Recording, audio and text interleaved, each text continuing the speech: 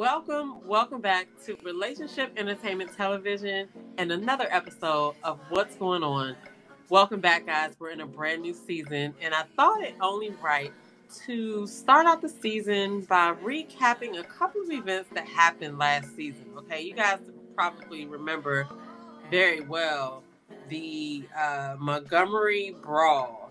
Now, I wanted to give an update on this because as of the beginning of this month, 5 of the Montgomery Riverfront Brawl suspects entered not guilty pleas. So we see all of them here, and we see our guy there on the end, Reggie Ray. He actually, what was interesting about him is that these 4 people were, I believe they were charged with assault. But Reggie Ray is only charged with, here it is. They're all charged with assault except for Reggie Ray. Reggie Ray is charged with disorderly conduct. Now, for those of you who don't remember what happened, the short story is there was a small boat that was docked, and it needed to get out of the way for the big riverboat that was coming in. One of the crew went over and tried to ask the people to move the boat. They didn't move the boat, so he moved it for them. Next thing you know, they started attacking the security guard and the people from the boat. One of the people from the boat swam over to join in the melee, and the people who were already on the dock kind of jumped in to help in. It was just all a swinging mess. So I don't know if you guys remember that or not, but I do. But I thought it was interesting that he pled not guilty for disorderly conduct. Now that is so crazy because he definitely did hit somebody with that chair, right? So why wouldn't they charge him with assault? That was just interesting to me. So that is the update for the Montgomery Brawl. We're going to keep on keeping our eyes out to see what ends up happening behind this. I'm surprised only 5 people were charged with something, but we'll keep you guys abreast of that. All right, so the next update that I want to give you guys is the Carlee Russell story. You guys remember that she was, we thought she was missing. She was kidnapped. We thought she was kidnapped, and people were searching for her. She was gone for about 2 days, and then she shows up at her house, and then she lets us know that there was no kidnapping. There was no baby on the side of the road, which was her initial report when she called 911 the night she went missing.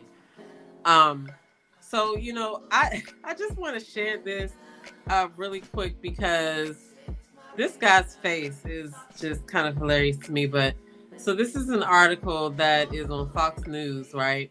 And they title it, Carlee Russell's ex-boyfriend breaks his silence after the Alabama woman's disappearance hoax. Now, it is called a hoax now because we now know that she wasn't telling the truth. But her ex-boyfriend said in this article that I will include in the description that he had not spoken to her since the 2 of them have broken up. And he didn't know why she did it. He said they did have a light argument, but it was nothing to get yourself kidnapped for. So Carlee Russell, she's 24. She was charged on July 28th with a misdemeanor for false reporting of an incident and a false reporting to law enforcement after she called 911 on July 13th at around 9:34 and said that there was a toddler on the side of the road in diapers, and then she went missing. So as you can see in this article, it says she will return home on July 15th, which was 2 days after she went missing, at around 10:45 p.m. and was seen walking along the sidewalk in her neighborhood beforehand. And this was her mugshot, guys. When she had to go turn herself in, this was her mugshot. And her lawyer did let them know that his client did not have any help in this incident, which I do not believe. I do not believe that she did that all by herself. I guess we'll never know the real story, but they say this was a single act done by herself, and his client was not with anyone in the hotel or at the time she was missing. And she apologized for her actions to the community, the volunteers who were searching for her, to the Hoover Police Department and other agencies as well, and to her friends and family. So one of the other things that I wanted to know was, what is the Hoover Police Department going to do? Because they were pretty pissed. I could read through those press conferences. They were pissed, okay? And this picture on the left here is they went to New York. Her and her ex-boyfriend went to New York a few weeks before she went missing. I just want to know the real story. He says he's still healing. You know, I want to know the real story. But this guy right here, he looks so happy to be talking about this. Like, he just has this smug look on his face. I don't know. Maybe it's just me. Get in the comments below. Let me know what you think. And we're gonna go ahead and go on to the best. Well, you know, I like to talk about entrepreneurs, and we're about to get to the entrepreneur of the week. But first, I really want to talk about somebody who I talk about his counterpart a lot. And I did mention that they are doing things together. And, you know, this is kind of, this is big news to me. So hopefully it'll be interesting to you and useful. Share it with somebody you know. So I'm talking about Big Dave's Cheesesteaks, okay? Big Dave's Cheesesteaks. If you're not familiar, Slutty Vegan, the owner of Slutty Vegan is Pinky Cole, but now her name is Pinky Cole Hayes because she is now married to this gentleman. That's their Essence cover. This is a power couple, okay? They have, well, she has so many locations of her Slutty Vegan, and he has brought in $2.3 million in the last couple of years with his cheesesteaks restaurant. It is also interesting that he is running a cheesesteak restaurant and she is running a vegan food restaurant. That's just interesting to me. But they're making buku money on this, right? So those steak and cheese egg rolls look really good. Those look good, okay? And I don't even eat beef anymore, but those look good. But what I want to do really quick is I want to go to, there's an Instagram of him talking about the next business venture that he's going to be embarking on. And this is, I feel like this is what it's all about, guys. You guys saw the website where they show pictures of videos of the food and how good the food looks. But I want you guys to check out what he's doing, okay? This actually also says the amount that he made. He's a 36-year-old CEO. He took Philly cheesesteaks to Atlanta, sold over $2.3 million at one store in the last year. So I was wrong. I said in the last couple of years. He sold over $2.3 million at one store last year. Now he wants to help others do the same. And how is he going to do that, do you ask? Well, he's actually going to be franchising restaurants. So $2.3 million in net revenue in just one store. Y'all better get y'all one of these, okay? And this is his wife in the comments, Pinky Cole, saying that she is so proud of him and can she hold $1, okay? This statement says, on Thursday, Hayes will be accepting official applications to purchase a Big Dave's Cheesesteak franchise. The West Philadelphia native is planning to take the iconic Philly sandwich national with the goal of opening 100 franchise locations by the end of 2025. Okay, those are major moves, okay? I want to be like that when I grow up. But think about their combined net worth and their combined business ventures. They're killing it out here. They're killing it out here. Slutty Vegan is almost a household name, even for people who don't eat, who are meat eaters, still love them some Slutty Vegan because it's a whole experience. You know, I guess that's what it's really all about. So anyway, shout out to them. And that was a perfect segue for us to get into the Entrepreneur of the Week. Now, this week's Entrepreneur of the Week is pretty special in my mind because I love to review reality TV shows. And I, always keep my eyes open for any of them that are sharing businesses that they're running. And you guys know I review Ready to Love. Okay, they're in Dallas this season, and there are a couple of entrepreneurs on the show, but this one particular entrepreneur, her name is Jessica. Okay, she actually has a coffee company, and I believe that it is in H-E-B. It's in Target, Amazon.com, and I feel like it's on Walmart.com or maybe it was Target.com, but we're going to look into that and see. But the website is called EzraCoffeeCo.com. Okay, this is a Black-owned company, and we're going to look at the founder. So there she is. If you guys are followers and viewers of Ready to Love, then you recognize this lady. Okay, There's a little bit of controversy going on within what happened in the show recently. So if you're not watching it and you want to get in on that, definitely watch Ready to Love. Okay, Ready to Love Dallas.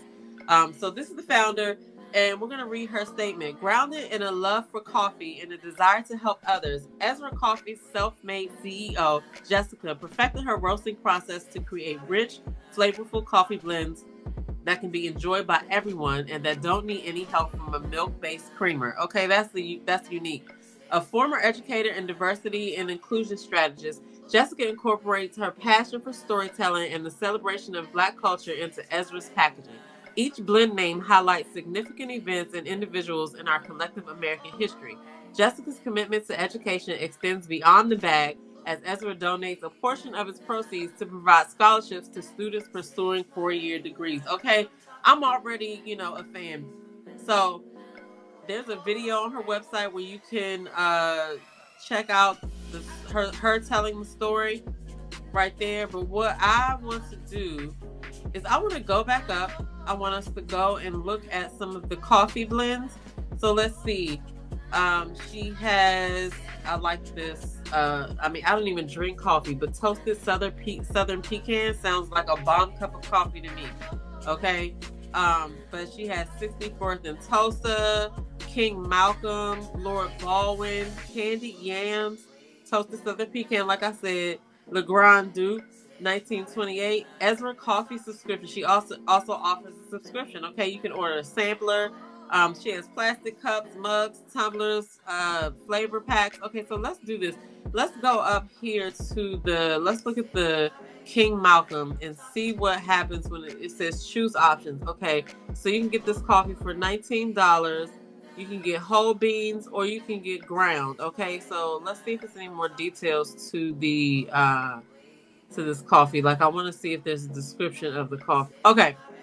So King Malcolm, here's the blend story. This medium roast offers a familiar smoothness reminiscent of Dr. King's oratorical eloquence alongside an invigorating zest compatible to Brother Malcolm's passion and pride. As our signature house blend, we hope that this blend excites your palate by infusing notes of grapefruit, citrus, and caramel. This smooth and balanced blend reminds us that our differences are often what makes us impactful. Okay, so I really like this. This goes to show that you never know what a person is like or what they're capable of just by looking at them on a TV show where they only show a few minutes, okay? So definitely check out EzraCoffeeCo.com, and you can also find Jessica on Instagram. And let me see if I can pull up her Instagram really quick. Let's see. So this is her Instagram page right here. It is JessTaylor59. And she has a couple of other links because she also has a podcast along with this coffee company. And it is in HEB. Watch her videos. She's been featured in a couple of magazines talking about her great coffee.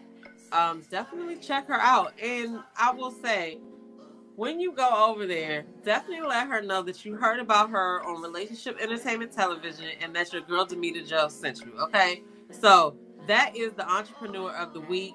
Check her out. Also check her out on Ready to Love. Like I said, it is very interesting, and it's also good to get to know other parts about the people that we kind of see on reality TV.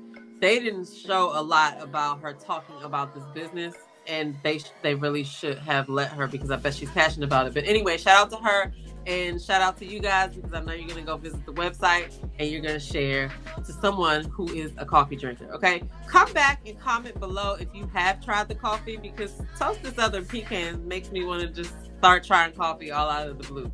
Anyway, so now it's time for yay or nay, and you guys know that I always bring you 3 things that I found on the internet. Some of them make me go, some of them are just funny little, videos that we can take a look at. And this week, I have a couple of good ones. There's one that's going to be, I guess everybody can participate in this one, even though it's about people from one region. I feel like everybody probably has encountered somebody online from this area, okay? And what area am I talking about?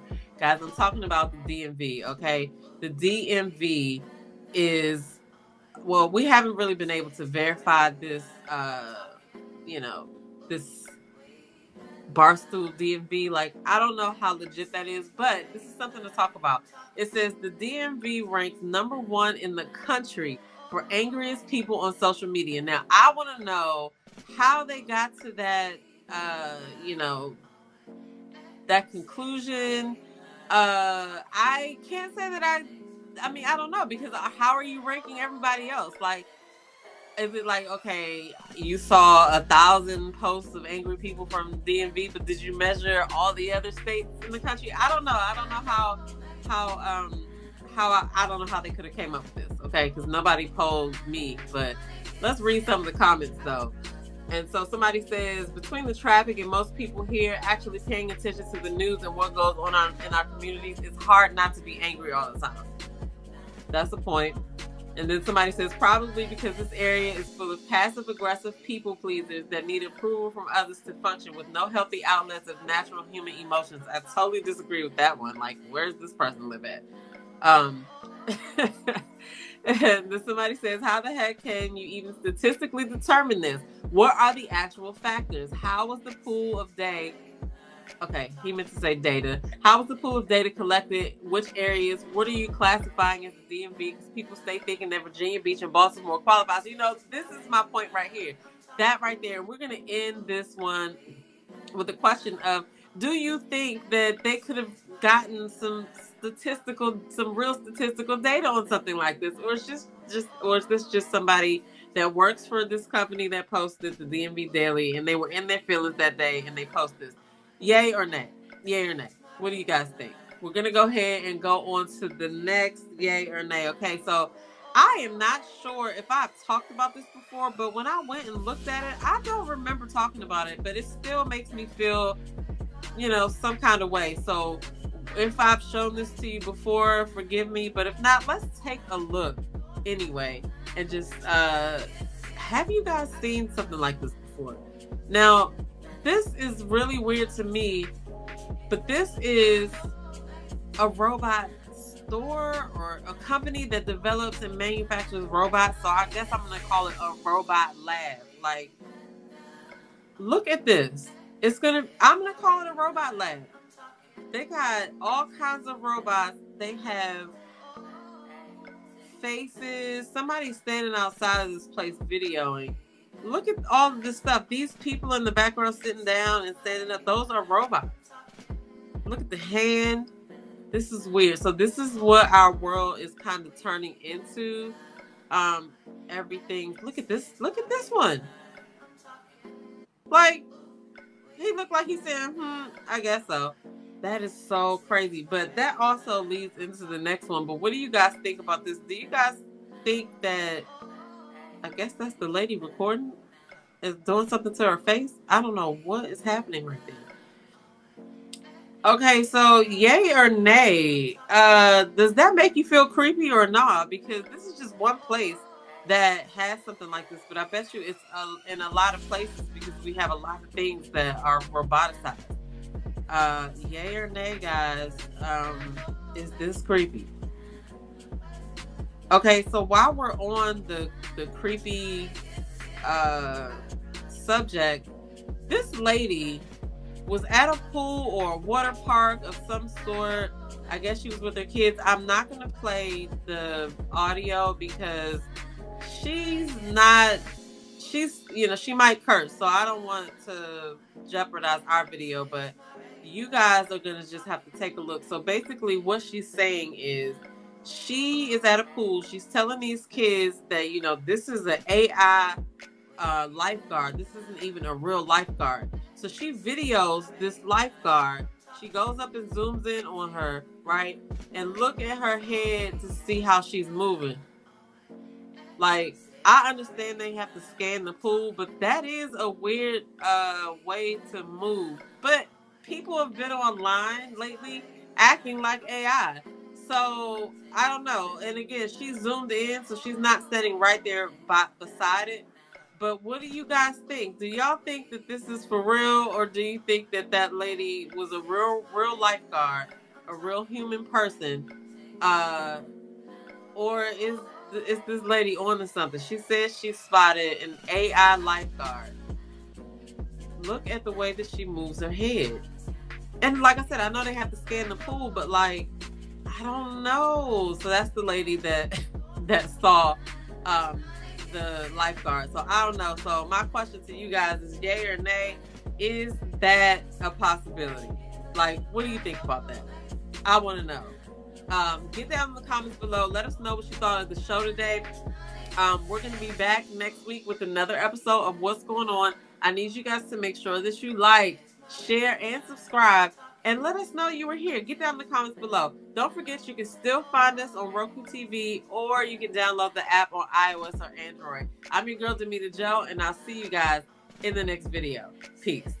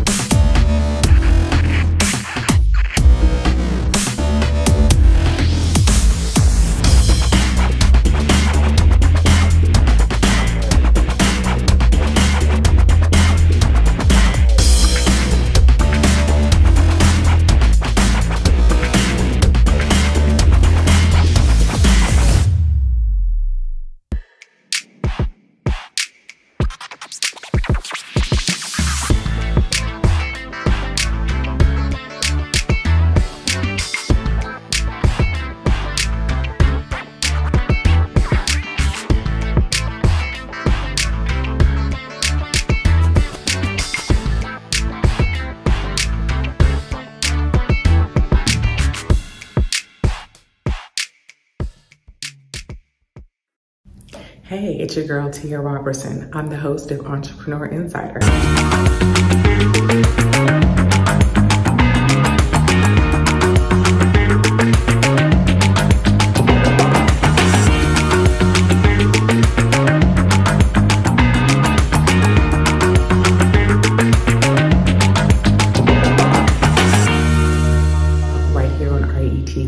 Every Thursday at 6 p.m. Eastern for entrepreneurs and news that you need to know about. See you there.